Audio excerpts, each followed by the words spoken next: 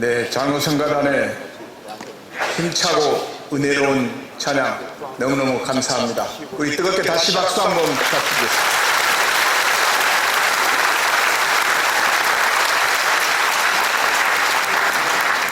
네, 이 시간에는 우리 총회 부총회장님이시며 포항 동북교회를 담임하시는 김영걸 목사님 나오셔서 성령의 능력으로 부흥하는 교회라는 제목으로 제아의 말씀이 있겠습니다.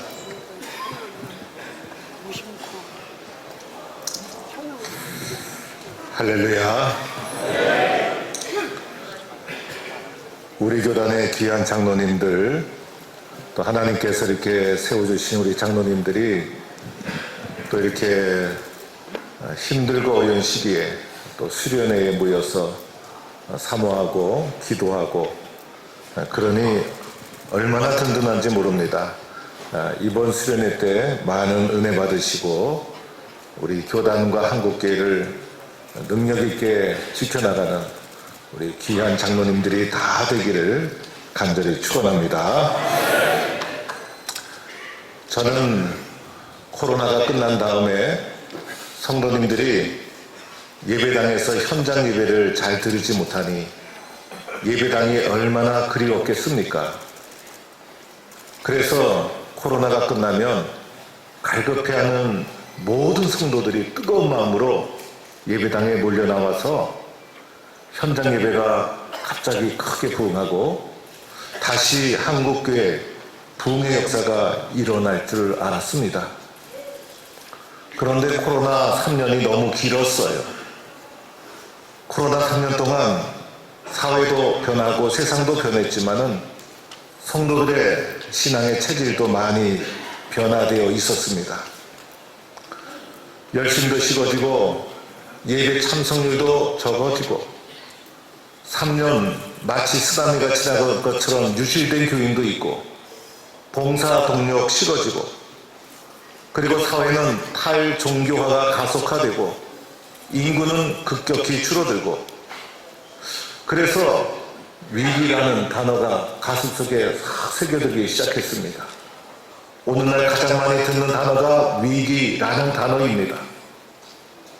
그래서 세상을 살펴보면 경제도 위기, 도덕과 윤리도 위기, 정치도 위기, 가정도 위기. 그런데 그 중에서도 가장 심각한 것은 우리가 몸바쳐 그토록 사랑했던 주의 몸된 교회의 위기가 우리 코앞에 닥쳐왔다는 것입니다. 위기로부터 우리는 어떻게 벗어날 수 있을까? 우리는 가슴속에 다시 새겨야 될 단어가 있습니다. 위기가 아니라 부흥이라는 단어를 새겨야 합니다. 나도 부흥할 수 있다. 한국교회 다시 부흥할 수 있다. 우리도 다시 일어날 수 있다. 이 부흥을 새기고 꿈을 가져야 합니다. 부흥에 대한 꿈을 잃어버렸다는 것이 가장 큰 위기입니다. 어렸을 때 저는 너는 커서 뭐가 될래? 라는 질문을 많이 받았어요. 그럴 때 제 가슴 속에 일찍이 저희 할머니 그리고 부모님이 심어준 꿈이 있었어요. 너는 커서 목사가 되라. 그 꿈이 저를 키워줬어요. 그 꿈 때문에 이렇게 목사가 되었어요. 저는 부흥이라는 단어만 생각하면 가슴이 뛰어요. 부흥이라는 단어만 생각하면 가슴이 뛰고 눈물이 나오고, 한때 열심히 불렀던 부흥이라는 찬양이 있죠. 이 땅의 항모함을 부숴서 하늘의 하나님 국류를 베푸시는 주여. 그 찬양을 얼마나 목 놓아 불렀는지 몰라요. 그때 마치 부흥이 금방 이 땅에 도래할 것 같은 뜨거운 마음을 가지고 부흥의 찬양을 불렀을 때, 그때가 행복하고 그때가 기뻤어요. 부흥이 있었을 때, 부흥에 대한 환상과 믿음이 있을 때 기쁘고, 가장 불행한 것은 부흥이라는 단어를 잊어버리고 있다는 것이 가장 큰 불행이라 할 수가 있어요. 오늘 저는 사도행전 9장 31절 말씀을 보았어요. 이 9장 31절 말씀은 사울이 개종된 이후에, 복음을 핍박하던 사울이 개종한 이후에 교회 상황이 기록된 말씀이에요. 교회를 핍박하고 복음을 핍박하던 사울이 변화되고 나니 교회가 어떻게 되었을까? 오늘 9장 31절 그리하여 온 유대와 갈릴리와 사마리아 교회가 평안하여 든든히 서가고 주를 경외함과 성령의 인도로 진행하여 수가 더 많아지더라.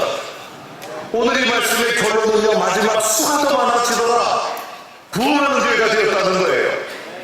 그런데 초대교회 이 부흥하는 교회라는 결론을 맞이하기 위해서, 부흥하는 교회라는 결과를 가져오기 위해서 앞에 보면 네 가지 수식어가 있어요. 네 가지 단계를 통해서 교회가 부흥한 거예요. 그래서 부흥을 꿈꾸기 위해서는 오늘 말씀, 우리는 성경의 말씀이 진리인 줄로 믿고 그대로 순종하고 받아들이는 거예요. 그래서 앞에 나와 있는 부흥을 가져온 네 가지 단계를 주목해보고 이 네 가지 단계에 순종해서 결과, 수가 더 많아지더라, 부흥의 결과를 만들어내는 우리 모두가 되어야 합니다. 먼저 오늘 말씀 앞부분에 네 가지 단계 중에 첫 번째는요, 전도하는 교회였다는 거예요. 말씀해 보니 유대와 갈릴리와 사마리아 교회에 가라고 쓰여져 있죠. 무엇을 말해주죠? 복음이 퍼져나갔다는 거예요. 복음이 퍼져나갔다는 것은 복음을 전하는, 전도하는 사람과 교회가 있었다는 것이죠. 그래서 교회가 전도를 통해서, 복음을 통해서 전도하고 전하는 교회와 사도와 사람을 통해서 복음의 지역을 넘어서 전해진 거예요. 복음은 퍼져 나가야 되는 것이죠. 복음은 전해야 되는 거예요. 전하는 복음이 있었기 때문에 복음을 몰랐던 이 땅에 복음이 전해지고 예수 믿는 우리가 세워지고 이 땅에 한국교회가 세워지지 않았습니까? 전해준 자의 헌신과 노력 속에 우리가 오늘 이 자리에 모이지 않았습니까? 그래서 복음의 성격은 전해야 되는 것. 그래서 이 복음의 성격대로 우리는요, 전도하는 교회, 전도하는 성도가 될 것을 다짐하고 결단해야 될 줄로 믿습니다. 예수님이 오신 목적이 뭐죠? 복음 전하기 위해서. 12제자를 주님께서 세우신 목적이 뭐죠? 복음 전하라고. 하나님 가슴 속에 무슨 꿈이 있었을까? 예수님 보내주셔서 이 땅에 하나님 나라를 이루는 것이 하나님의 꿈이었어요. 예수님 가슴 속에 있었던 꿈이 뭘까? 이 땅에 오셔서 말씀 전해서, 복음 전해서 하나님 나라 만드는 것이 예수님 가슴 속에 불타올랐던 꿈이었어요. 그래서 12제자 부르지 않았습니까? 12제자가 훈련받고 세움받아 교회를 세우고 초대교회 사도로 쓰임받았을 때 12제자의 가슴 속에 예수님으로부터 물려받은 꿈이 있었어요.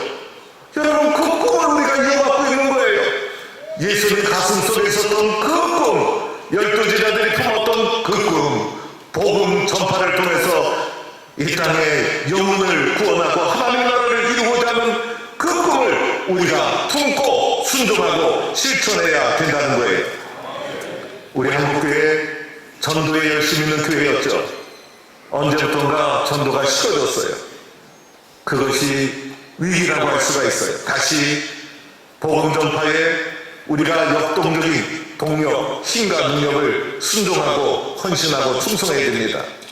언더우드 선교사, 여러분 우리나라에 왔을 때 26세였어요. 그때 언더우드 선교사가 한국 땅에 왔을 때 약혼녀하고 파혼을 했어요. 약혼녀가 물어봤다는 거예요. 언더우드 선교사에게 전촌에 조선에 가면 무얼 먹고 사나요? 우리는 먹고 사는 거 중요하잖아요.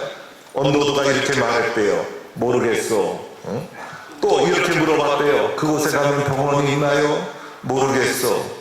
그러면 당신은 조선에 대해서 아는 것이 무엇이요? 그러자 언더우드가 이렇게 말했다는 것이에요. 내가 아는 것은 그곳에 주님을 모르는 1000만 명의 사람들이 살고 있다는 것입니다. 그래서 파혼을 당했다는 거예요. 일본에 왔다가 1년 준비하고 이시정이 번역한 마가복음서를 가지고 26세 때 한국 땅에 들어옵니다. 내년이 선교 140주년이 되는 해예요. 한국교회의 소중한 기념비적인 해가 바로 눈앞에 다가왔어요. 이 땅에 온 언더우드 불과 57세에 하늘나라 가게 됩니다. 한일장신신학교의 모태가 되는 학교를 세웠던 서석평 선교사, 잘 알죠? 32세에 한국 땅에 왔어요. 3살 때 엄마가 얘를 버리고 미국으로 가고 9살 때 할머니 손에 자라다가 할머니가 돌아가시자 미국에 가 있는 엄마 찾아갔는데 엄마로부터 외면당하고 그리고 캐톨릭 기숙학교에서 청소년기 보내고 20세 때 간호학교 가서 개신교 장로교인이 되어서 조선 땅에 대해서 듣고 32세 때 한국 땅에 옵니다. 서서평 선교사 이 땅에 와서 22년 복음을 전하는 일에 헌신하다가 불과 54세에 하나님 품에 안기셨어요. 어떨 때 보면요, 왜 이렇게 훌륭한 안타까운 분들은 일찍 가시는지 몰라요. 전해준 일생을 바친 복음 전파자가 있었기 때문에 복음의 빚진 자가 한국교회요 바로 나다. 이 복음에 전파하지 않으면 안 된다는 사명을 가지고 복음 전파의 사명을 다시 회복해야 되는 것입니다. 두 번째 원리가 있어요. 두 번째 단계, 성숙한 교회였다는 거예요. 성숙한 교회. 그래서 오늘 말씀해 보니 평안하여 든든히 속았다. 성숙한 교회. 그래서 교회가 좀 성숙해야 되잖아요. 영적 내면이 좀 깊이가 있어야 되잖아요. 교회 왔더니 깊이 있는 깨달음이 있어야 되잖아요. 사람들이 많이 모인 곳에 평안한 곳이 어디 있겠어요? 오늘날 한국교회 평안한 교회가 어디 있습니까? 세상 많은 사람들이 모인 곳마다 갈등과 다툼이 끊이지 않아요. 그런데 하나님의 교회에 와보니 많은 사람이 모였음에도 불구하고 평안하여 든든히 서갔다는 것은 내면적인 성숙과 영적인 깊이를 가진 공동체였다는 것을 말해주는 거예요. 사소한 일은 다 소화가 작은 일에 다투지 않았어요. 그리고 용서하고 화해하고 인내하고 온유하고 참아주고, 이것이 성도의 용어였어요. 성도의 삶이었고, 성경을 아무리 찾아봐도 교회를 섬기면서 시기, 다툼, 질투하라, 그리고 싸워라, 고소하라, 고발하라, 이런 건 없어요. 용서하고 인내하고 온유하고 사랑하고, 그것이 교회의 공동체의 모습. 그래서 깊이 있게 초대교회는 우리보다 더 갈등 요소가 많았어요. 유대주의가 있었죠. 선민사상이 있었죠. 이방인과 유대인의 갈등이 있었죠. 율법주의가 뿌리 깊었죠. 그러나 복음이 들어가자 세상의 그 모든 것을 넘어서 성숙하게 그리스도 예수 안에서 평안하여 든든히 서가는 공동체를 이룬 것이 하나님의 교회. 그래서요, 교회는요, 평안한 것이 최고의 전도예요. 성도들이 왔더니 사랑이 넘치는 교회는요, 그 교회에 인생을 바쳐요. 그래서 한국교회도 이제는 작은 곳에 다투지 마시고 평안하여 든든히 서가는 영적인 깊이를 더해가는 그런 교회로 나가야 되는 것이죠.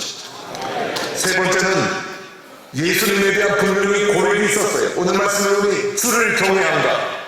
그래서 많은 사람들이 모이고, 그리고 교회가 예루살렘, 유대, 사마리아, 갈릴리 땅끝까지 전해지면서 지역을 넘어서고 문화를 넘어서는 과정 속에 조심해야 될 것이 있죠. 예수님에 대한 신앙의 고백이 흔들리고 변질될 수 있어요. 오늘 이 시대가 그래요. 그러나 시대가 바뀌어도, 세상이 바뀌어도, 변화돼도 변하지 말아야 될 것, 예수 그리스도에 대한 복음의 확신, 이것은 절대로 변해서는 안 되는 거예요. 그래서 오직 예수가 그리스도라는 분명한 신앙의 고백과 예수님에 대한 거룩한 두려움을 가지고 믿음의 길을 걸어가는 거예요. 오직 예수님 붙잡고 신앙의 흔들림 없이 이 길을 걸어가는 거예요. 그래서 코로나 이후 시대는 바뀌었지만 우리 모두가 예수님에 대한 신앙의 고백만은 더 견고해서 흔들리지 않은 믿음의 반석 위에 세워지는 우리 교회가 될 수 있기를 바랍니다. 네 번째로는요, 성령의 위로로 진행하여 성령 충만했다는 거예요. 여러분, 오늘 초대교회 말씀을 보니까요, 맨 처음에는 전도하는 교회였죠. 성숙한 교회였죠. 예수님에 대한 신앙의 고백이 분명했죠. 마지막 중요한 것, 성령 충만한 교회였죠. 그러니 수가 더 많아지느라 부흥할 수밖에 없었어요. 성령 충만의 통로가 있어요. 성령 충만의 통로. 어디서 성령 충만 받을까? 저는 성령 충만의 통로를 세 가지로 여러분에게 말씀드립니다. 첫째는 성령 충만은 말씀을 통해서 우리에게 전해지는 거예요. 우리 기독교, 특히 우리 교단은요, 철저하게 말씀 중심의 교단. 오늘 장로 수련의 주제도 말씀으로 돌아가자. 말씀으로 돌아가야 돼. 세상을 본받지 말고 말씀으로 돌아가서 말씀 묵상하고 말씀을 순종하고 말씀을 경청하고, 그래서 말씀이 살아 역사하는 공동체가 될 수 있도록, 그래서 말씀을 통하여 성령의 역사와 은혜를 체험해서 뜨거운 성령 충만한 교회를 이루어가야 되는 거예요. 두 번째로는 기도할 때 기도를 통해서 성령 충만이 임하죠. 기도 시간 있으면 성령 충만이 임하지 않아요. 그래서 기도를 살리고 뜨겁게 기도하고 열심히 기도하고 교회 와서 기도하고, 그래서 기도의 무릎을 철저히 꿇을 때 성령 충만의 은혜가 우리에게 임하는 거예요. 제가 어렸을 때 할머니 손을 따라 새벽기도 나간 적이 있었어요.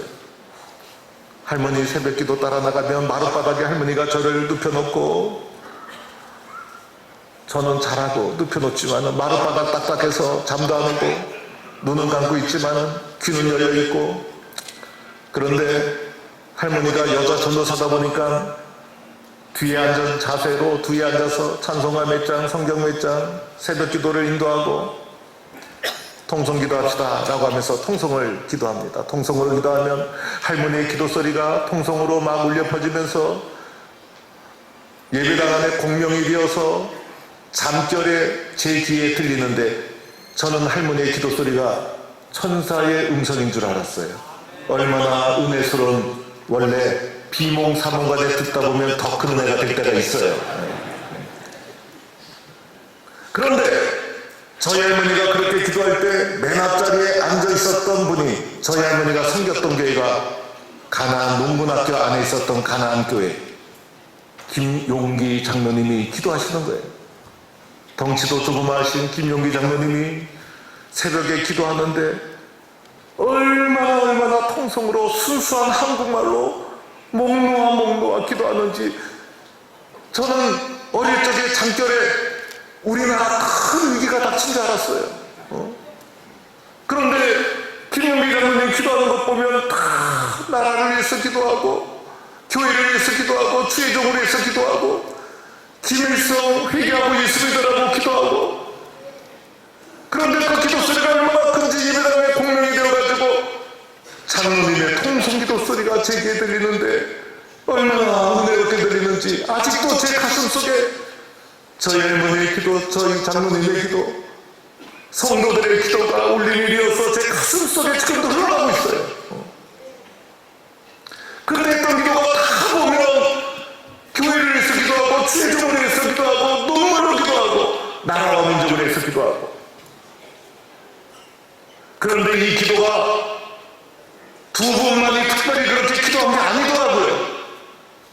여러분이 섬기는 교회, 우리 믿음의 선배들이 다 그렇게 기도하지 않았습니까? 교회마다 눈물로 기도하고 나라와 민족을 위해서 뜨겁게 기도했던 한국교회.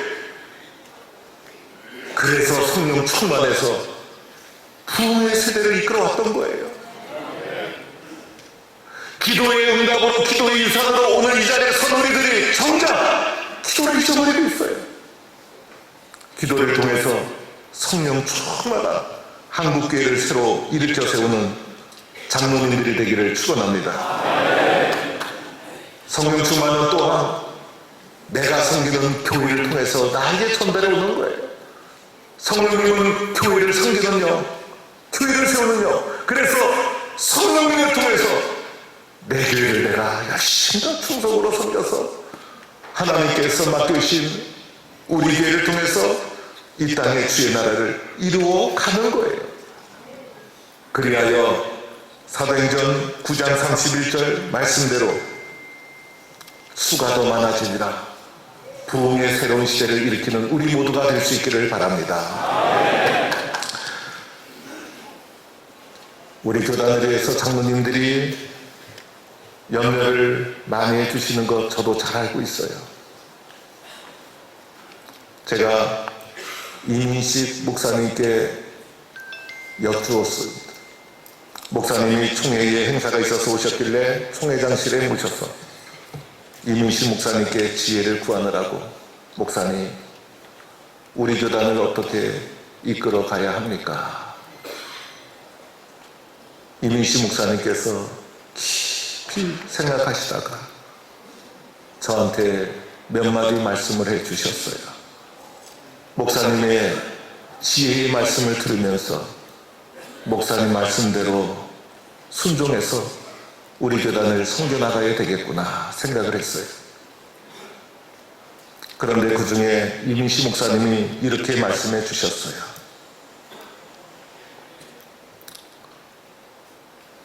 총회를 반드시 정한 날에 개최되도록 최선을 다하게,